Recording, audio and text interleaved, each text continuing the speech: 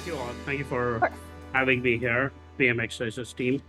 Yeah, today I wanted to go through. I've been working. I'll give you a little background. Um, I've been in the AI space for almost like 2 years, focusing on certain areas. So before that, I used to work for Facebook. Leader in product growth. Then I went on to build two startups as a VP of product. One became a billion-dollar value company.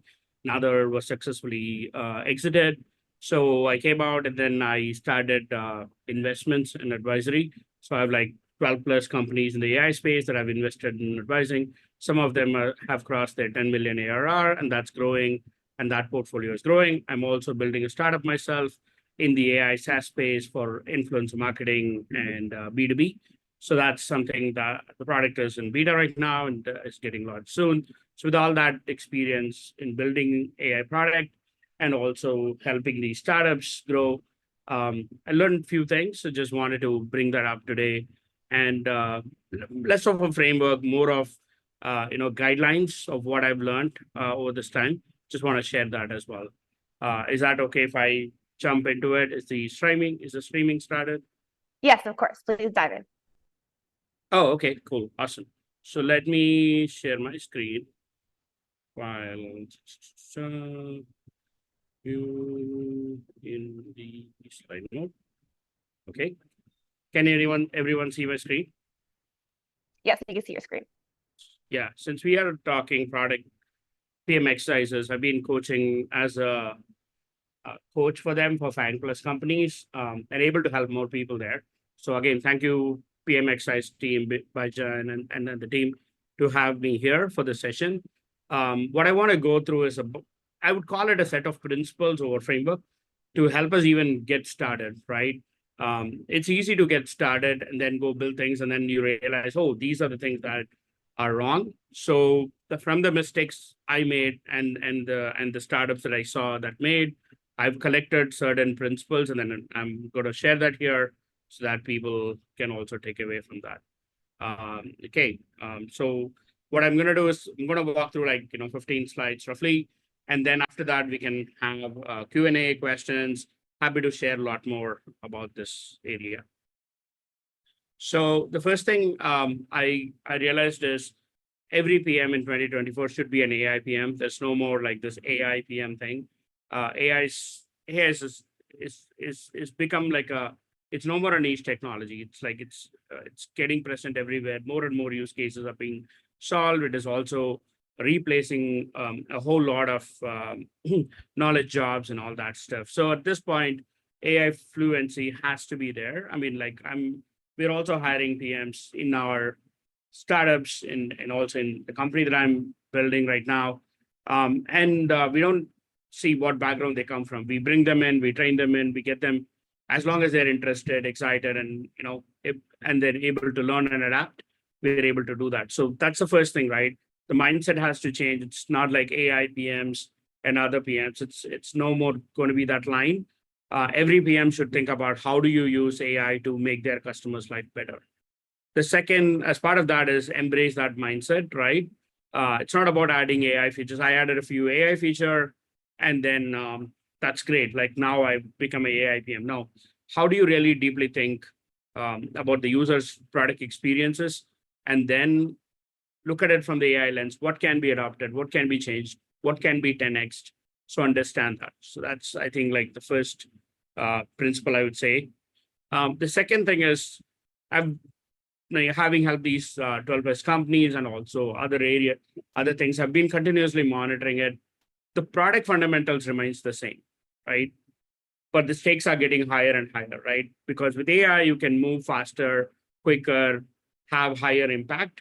But the foundation remains the same, right? Be it understanding the user needs, the user discovery, the prioritization of the need, the problem, understanding their pain points, nuances around that, even understanding who your ICP is supposed to be, how do you prioritize them? The foundation of product will remain the same. Where I believe strongly that AI is going to make that big impact is on the solution side. Your needs will remain the same as time changes. It's a very famous quote. Needs will always remain the same. Solutions will vary by time and location. So that time has come for us with AI. many of the solutions for a given need could be automated or could be made 10x better with AI. So that's what I found out. And one thing that I found out with this thing is, right, the beauty about AI is, like, I explain the problem and then ask AI, like ChatGPT or Gemini or Meta, whatever LLM models, and it actually gives me amazing answers for, like, hey, these can be solved with AI, these can be solved with AI. So start looking at from that framework of how do you solve customers' problems with AI. Don't implement AI for the sake of it. Identify real needs, real problems that customers are willing to pay. Again, this is more applicable in SaaS, but still, that you wanted to resolve with AI. Okay. So again, prioritize problems, not tech. Another learning I've had, this is one of the biggest learning I had, is don't try to build an LLM in-house model at the get-go. It is a cost. It has a lot of cost. Takes a lot of time. Unless you have very, very unique data that you don't want to give it out, don't think about even building a model unless you are like Perplexity. You want to solve the basic search problem, or you wanted to solve something like the music problem, like Suno.ai, or some of these guys. If you're taking your exact current company model, let's say you're in MarTech, sales tech, HR tech, whatever, 99% of the time, the existing LLMs can do the job.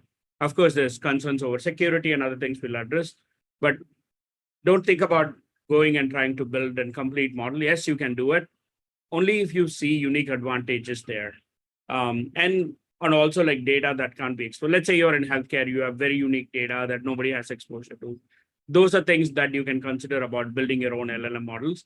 But otherwise, the existing LLM way is the easier way to get your MVP out, getting your minimum viable products out.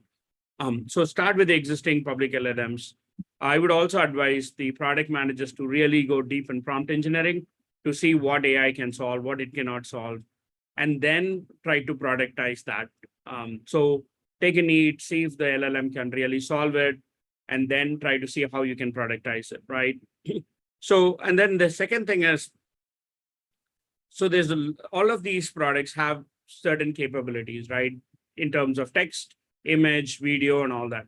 Try to see how you can leverage that power, right? Where you can focus, where you can use them, where you can customize, see what is that difference, and see them as the the base pipeline over which you're building your stack, and think about what problems you can solve that will solve the problem for your users and customers. I think I'll come back to this because I learned a lot in this one, and I'll give you an exact example of how we change things over time.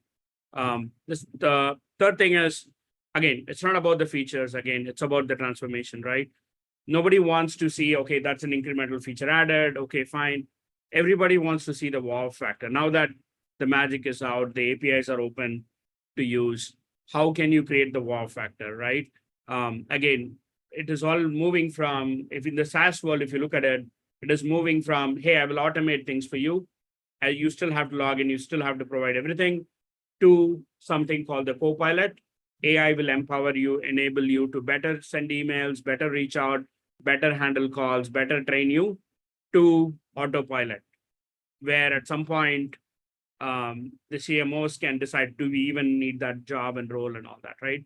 So think about that level of improvement in the solutions, that it is 10x every time it goes to the next phase.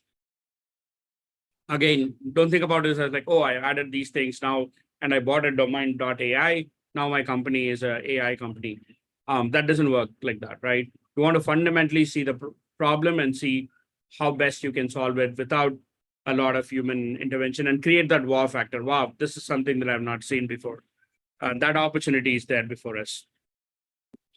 The other thing is data, right? So there's internal data. Most of us use it, FAQs and other things, to use in the model and all that.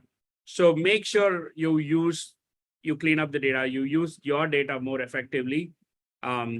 And what you provide in is always going to be what is coming out of LLMs, right? What kind of prompts you're asking, what kind of data sheets you're putting into it, or even training the internal models for people who are going in that route. It's all about garbage in, garbage out, right? Quality in, quality out. or the other way is garbage in, garbage out, right? So make sure what we are providing is very strong, and we are vetting every step of that along the way. The other thing I would say is, we continuously have a lot of hooks along the way to see how it is performing, what is customers thinking, both quantitatively, are they engaging with it, or qualitatively, what is their feedback? So we're constantly looking at it. And then based on that, we fine tune our models or fine tune our prompts on all of that. So we have our dashboards built in a way that every other day we get signals on that, and then we're constantly updating them. So I would say, like, it's time for us to really use that data-driven decision making, and it works, right? Every time we update things, we are seeing, really good improvements on that. So start putting something out there and then continuously improve on that with data. The other thing is, I've seen a lot of concern that comes up is, hey, which LLM model should I choose? What is the cost token? Let's say we opened up this as a free model. I'll give you some examples here also.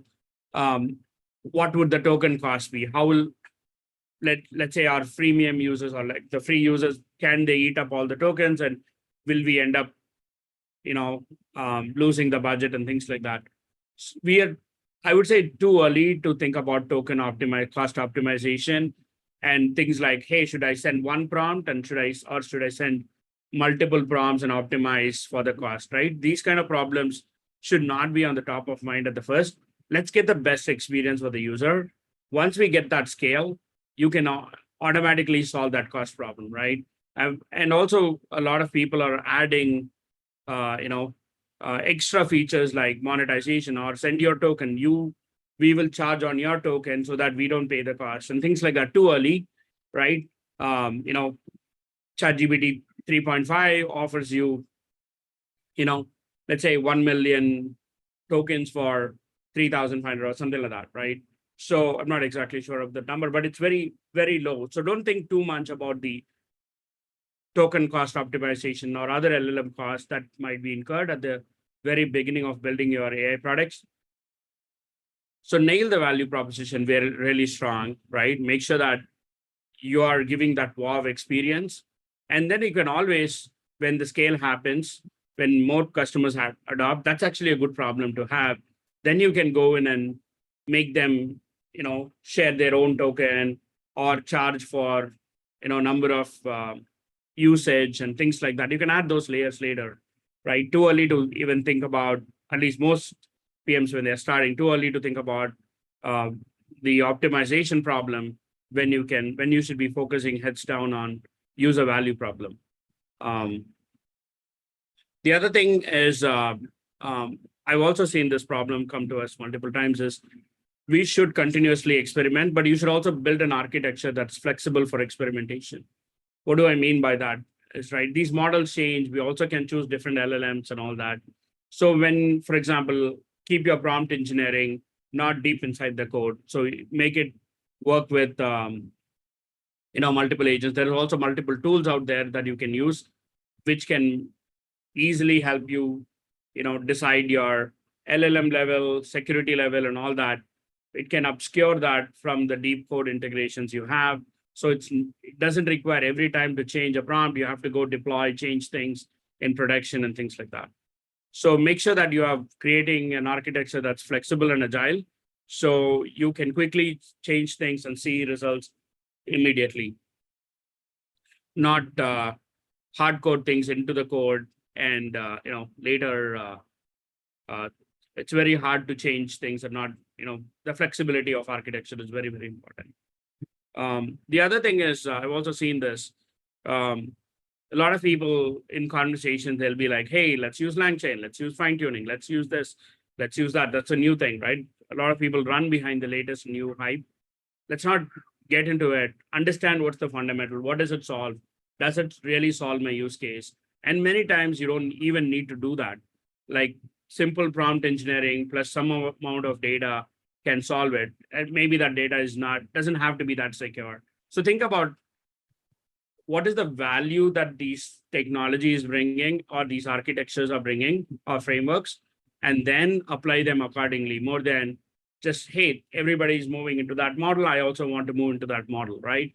There's a lot of hype-driven decisions that gets made because everybody is moving towards something on AI. So take a step back and avoid that confusion and come back to the basics, see like what problem does it solve? What does it even mean, right? I would highly advise PMs to get into this understanding of these frameworks and value chains. It's not hard.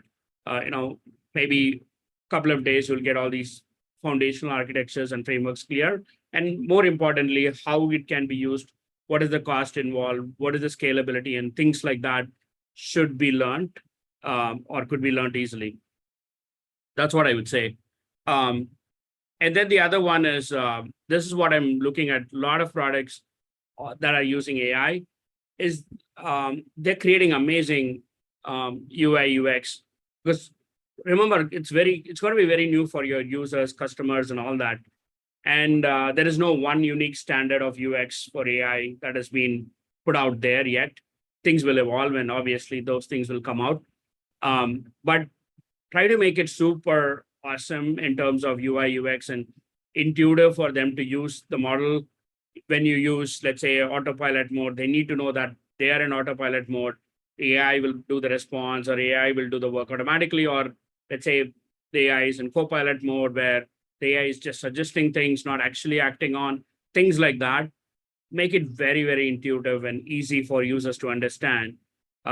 Because when we are building tech, we're looking at a lot of other things. If we miss this part, then the adoption is going to be not there. And even if the adoption is there, the users might be very confused. They might be like, hey, I don't like this. I'm going to move out. I'm going to try something else, right? So be careful on this, but do a lot of good job on UX. So they call it like 1x AI, that result should have 10x UX and 10x value, kind of a phrase. So this is something that we are also working on regularly to optimize UI to make it super, super simple and easy to get on and off. Look at all these companies as an example, right? I would say Midjourney, I would say Suno.ai, fantastic, simple UI. Midjourney for a while ran on Discord, making it very easy to onboard users. And then now they've realized, okay, that's getting big and bigger. They can't maintain channels. Now they're allowing it to operate on the web modules and stuff. So yeah, like get to show value quickly and more robustly. And then make sure when you're landing your UI, make it very clear, very easy, and intuitive for users. That's what I would say. The other thing I've also seen is AI can actually have incorrect information, especially these models, depending on the models you use. There is a lot of times we have seen this problem when we are running thousands of iterations, let's say sending emails with AI or sending messaging with the AI. We have seen like sometimes it is not appropriate or doesn't meet the standards. So this is the hallucination problem, right? Basically, it could come out with completely wrong answers or results. Also, bias could also be there. It may not be a big thing for early stage startups, but especially for as we move into that mid-level and enterprise, as your products are going to be catering to those people, be really watching out for this areas, hallucination, bias, and things. We implemented a process called evals, which is literally evaluating every answer that it provides, giving a scoring. We do like cross LLM evaluation because for us, the cost of going something wrong with an enterprise client was very high. So we do multiple levels of check before a message goes out that is created by AI and things like that. So make sure your evals are strong. There's multiple ways to eval. We can talk about that a whole day, but just saying like don't just build something and put it out there and expect AI to be correct all the time.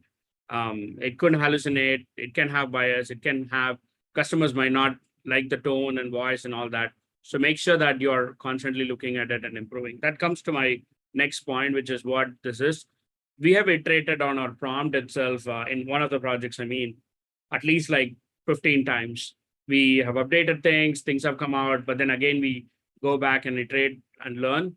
But set clear APIs for that. What is our success metric? And how do we know customers are really happy about it? how much engagement customers are getting because of this. What are the quantitative, qualitative signals we can have? We do have, once in a while, we get into the customers and ask them, are they happy about it? What is going wrong, right? Kind of that signal for us to know whether we are really moving in the right direction or not. And yeah, use data and iterate, right?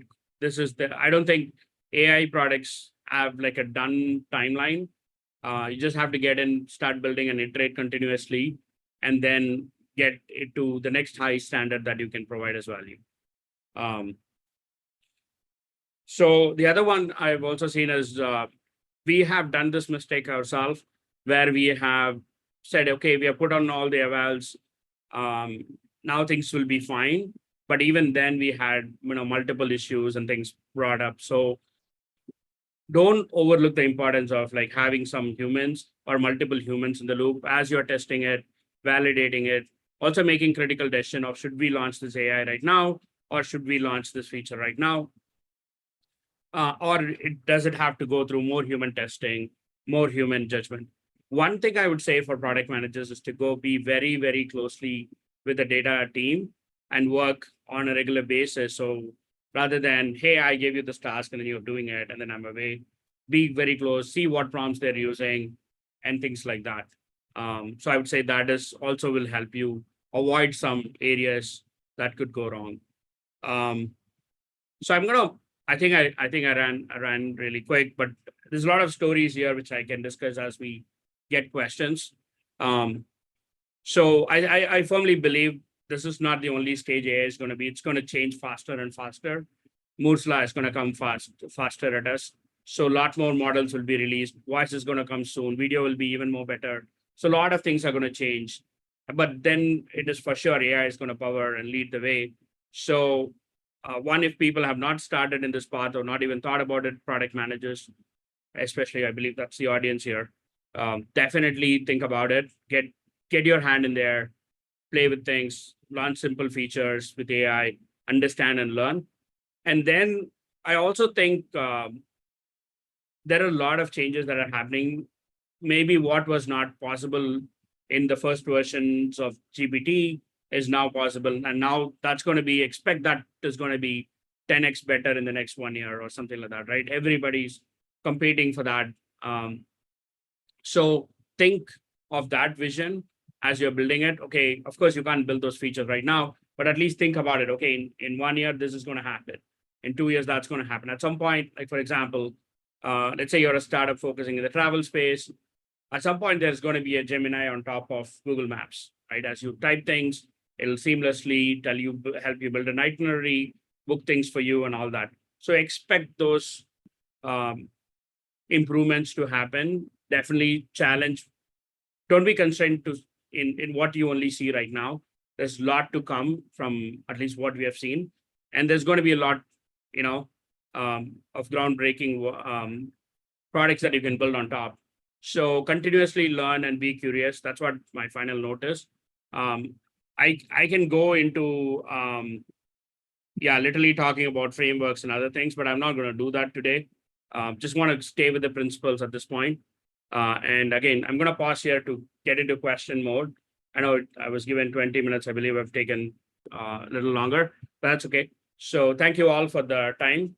And let me know if you have any questions. And again, all these images, even the text are being created by AI. So thanks to AI as well. I'm going to pause there. Please ask your questions. Thanks. Amazing. I see in Keith, raising your hand if you want to unmute yourself and ask your question. Thank you. I have few of them. So let me go to them. So what tools are you using for evaluation? Like, are you using like Phoenix, Arise.ai, or using something which is already, or you have some other creative tools that you're using? That's the first part question. The second is, who are the SMEs who are leveraging for doing manual evaluations based on the who, I know they are subject matter experts, but maybe they are like very nuanced subject matter expert that you're looking for. Like, would love to get answers for these two questions. Yeah, it's a good point. We have found some SME. I'll answer the second question first. I've been in touch with some SMEs or subject matter expertise in the space who are building agents, who are building layers on top. We have been kind of lucky enough to get in touch with them. Maybe off the call we can connect on, and then I'm happy to share some of these people who actually give us these inputs on how we can solve these problems. Mhm. So that is, we are continuously using their guidance. In fact, the architecture and everything is kind of coming from them. So that's one thing. Evaluation at this point, it depends, right? Again, startups, they are definitely startups that I'm advising. They're definitely using some of these tools, but the product that I'm building right now, I just want to make sure that again, we are building.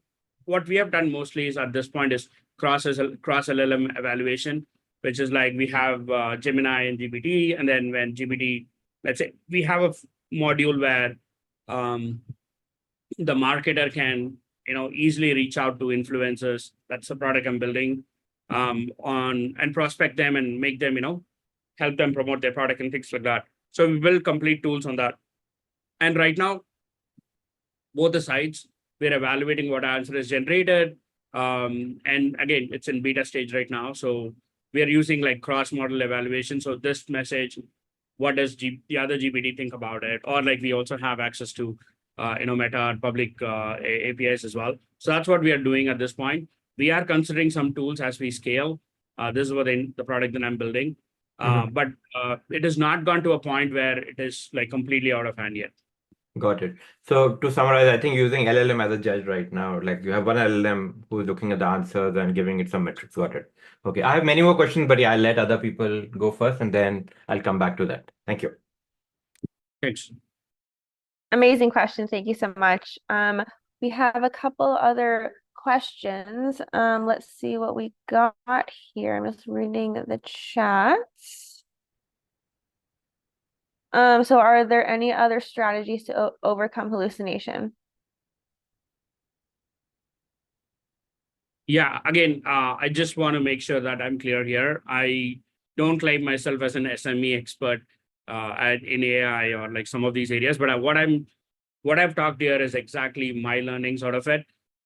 So the way that, as I said, we are doing cross LLM evaluation. We're also doing within the same thing, we have multiple prompts, and then we check one against the other as well. So there's like, I don't know what you want to call that, but maybe inter LLM evaluation as well. But these are some things we do. We're also, as I mentioned earlier, we're also looking at some other tools that can help us there. But again, because we are targeting enterprises, that is even more important for us, that things don't go wrong. But if you're looking for SMB, that may not be a biggest problem. Perfect. Amazing. We have another question here. I'm just going to read. So it says, how do we build scalable architecture from the start? Yeah, good question. Maybe like what we can do is like, I'm happy to connect after this call to give you like, there's a lot of details in the architecture I can provide. What is the service? How does the business logic can work and integrate and all that? Again, these are from the SME experts that I work with. So again, it's not like a 2-minute answer to tell you the full architecture and how it works and how you can build on it. So I would say, why don't we connect after this call, and happy to tell you what worked for us and what we are iterating on. And then maybe based on your use case, it might change, but I'm happy to share. Amazing. We do have a little bit of time left. So anyone who has any questions or comments, please feel free to unmute yourself. Oh, okay. We got a question here. And Keith, is raising their hand. If you want to unmute yourself and ask your question. Thank you. Two-part question. The first one is a more philosophical question. When you keep talking about like, hey, AI needs to give 10x value, but like, you know that, right? Like, so the 10x, is it really 10x? Is it 1x? Is it 2x? Like, so would love to know a little bit, like, what are you thinking when you say 10x? Because 10x is going to be a disruptive change. Yeah, like, and AI is not there yet, but yeah, I would love to get your thoughts on that. It all depends on the use case, right? I'll tell you what do you mean by 10x, right? So I'll give you a classic example. Let's say you are a salesperson or you're a marketing person, you have to reach out to a certain amount of leads and you want to get, obviously lead qualification, whatever. Let's take a simple example of email marketing or, inbound marketing or something like that. So let's say email marketing is a good example. So you are currently doing, let's say you are sending out 1,000 emails and you're getting, let's say 5% conversion at the best. That's the best, right? Maybe 2% conversion in your thing, right? So for you, if you are able to get, instead of that 2% conversion, if I'm able to get you like 15, 20% conversion, that's 10x, right? So what I'm trying to say here is, it depends on the use case. Certain use cases you can really do well as on today. Certain use cases are evolving. So you can see what problem you're solving for which use case and see, can you make that use case, certain amount of time better, right? Again, when you look at it in terms of KPIs, it's like how long the salesperson is spending time or how long the marketing person is spending time, how much leads they're getting in a given time period. With AI automation, how much can I reduce that? So look at it that way, right? Okay, thank you. The second question is about how do you set up your AI strategy? Yeah, I know for your product design, you have a very good framework. Hey, you talk about increasing your parts of the user journey or look at the trend. But we'd love to know a little bit about how you think about your AI strategy when you set up. You've been at multiple companies, you've been head of product. Yeah, happy to hear. No, it's pretty simple, right? At the end of the day, it all boils down to my needs and problem space, right? So what my customer needs are, which of the needs I'm tackling right now, where the need gaps are, where is the biggest need opportunity. So you have to build that anyway for your road mapping. So understanding which of the themes I'm going to take for tackling which of the problems, and at the same time, we call it the NMB principle, right? Need market business principle. Looking at the need level opportunity in the market.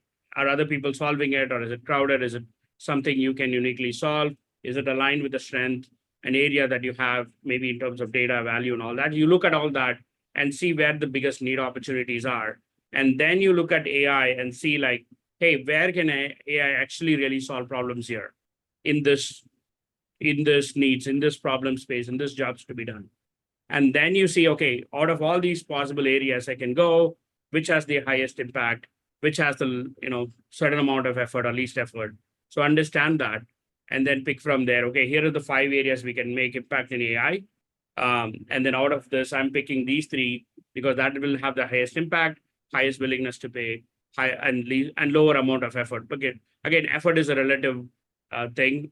We can't make it, but again, let's say we put something there. So that foundation will remain the same, whether you're doing AI strategy or otherwise. Thank you. Amazing. I see another question just came in our chat from Paul. And it says, what are some of the most exciting product wow factors you've experienced? What are some of the most exciting products? Sorry, So I'll read it again, of course. What are some of the most exciting products, wow factors you've experienced? That's a good one. Yeah, I constantly explore and do things all the time. I actually love a couple of products. One is called Suno.ai. I don't know if you guys ever experienced this product. There's a couple of them in the market. You can actually create music with prompts. I actually take really old songs and then take the lyrics and then put it up there and ask it to create new songs. I created a YouTube channel with that, just to play around with it. It's amazing. It's just how much things have changed. I always thought the music industry will never open up because of all the copyright violation and all that, and nobody would be able to collect data. But these guys have done a very smart way to train their models. Yeah, so I'm actually talking to one of their competitors to help them a little bit. But anyway, so that is one product that comes to my mind. Another product that comes to my mind is one product that's in India. It's called presentations.ai. Also does a really good job in creating quick presentations. I really like that. And then I also like a couple of video generation products.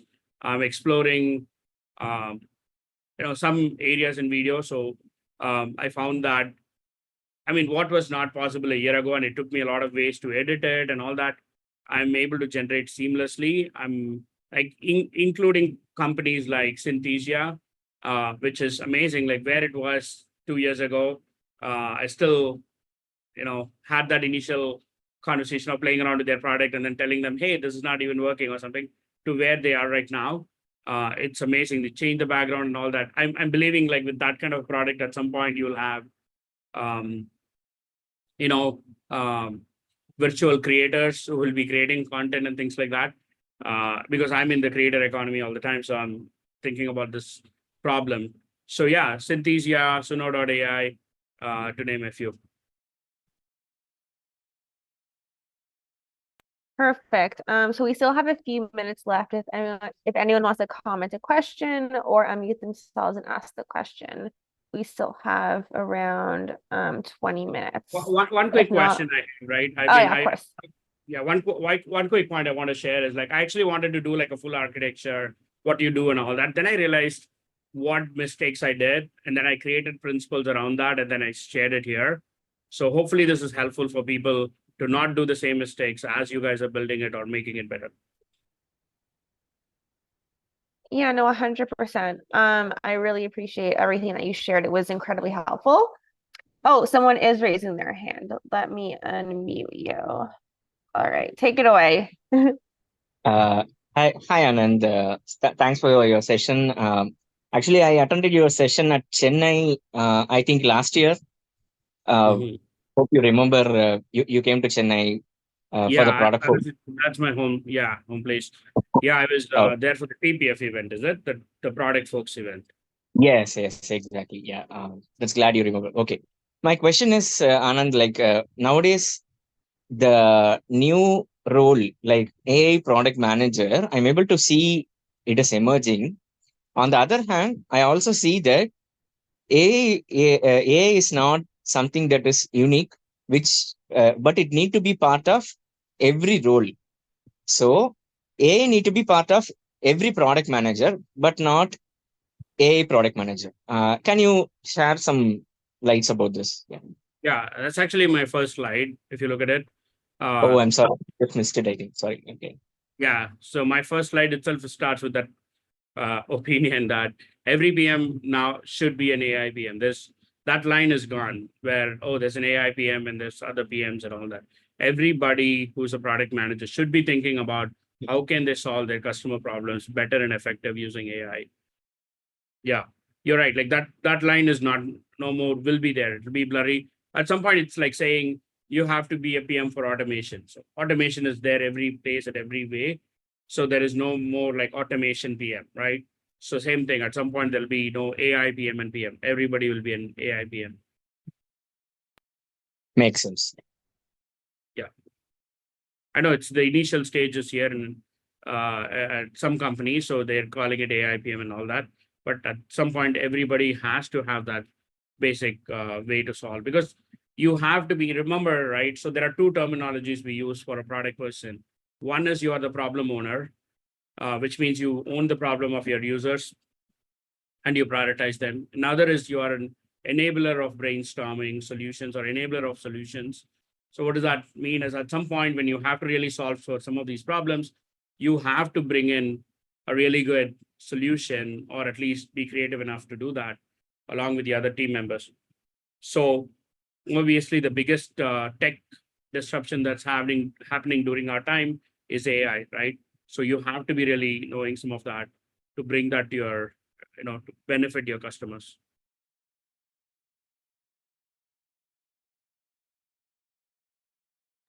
Amazing. Does anyone have any last questions before we start wrapping up? And now it's time to ask them. All right. Yeah, so we wrapped up a few minutes early, but yeah, I really appreciate you for sharing such amazing insights. I really enjoyed the conversation and I learned a lot, and I really think that everyone who joined did as well. Just a friendly reminder, in case you're considering becoming an AI product manager, I'm going to be putting the link to our upcoming program in the chat box below, so you can check that out whenever you have a minute. Thank you so much again to everyone who took the time out of their day to come spend time with us. We look forward to seeing you in the next conversation. Where's the link to the recording? Oh, it will be on the website after. Okay. Okay, great. Awesome. Thank you so much, everyone. Appreciate it. Thank you so much, guys. Okay, thank you so much. I'll see everyone soon. Bye.